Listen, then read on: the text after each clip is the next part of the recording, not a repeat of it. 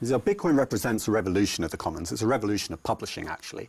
What the internet did was it allowed existence to emerge without a stable spatial referent.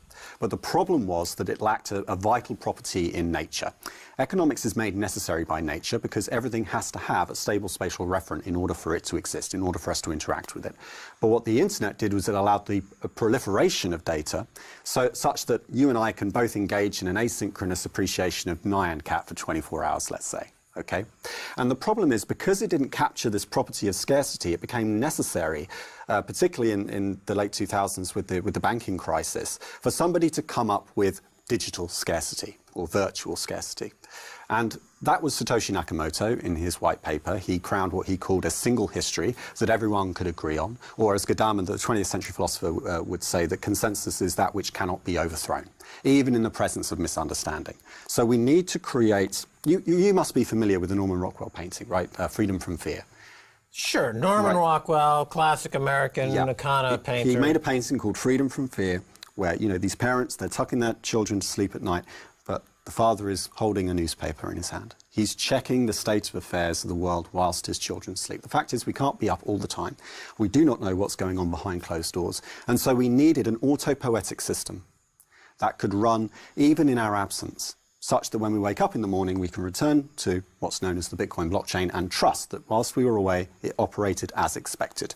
So everyone plays on the same playing field. That is 180 degrees different to what we currently have in the financial system, which is an allopoietic system. That means that it relies on an external dependency. Okay, now Chris, you sound like one of these early adopters that was bitten hard by the Bitcoin bug in the early days. You know, because now in 2015, we've got banks into the blockchain, and they're creating consortiums. Oh. They're doing. Well, let me just finish this here for a second. So they are co-opting this technology essentially to crush their back office costs to save a lot of money. Jamie Dimon of JP Morgan has made a comment. You got Blythe Masters, who's now into the blockchain space, and she's definitely not talking in the same way you're talking. I mean, you and Blythe Masters would be completely on opposite ends of a conversation. This is the distributed ledger space. You're not allowed to use the word Bitcoin at these meetups I've been going to. And the meme at the moment, you're not even allowed to say blockchain anymore. For a while, it was blockchain, and that was the mimetic vector. But now,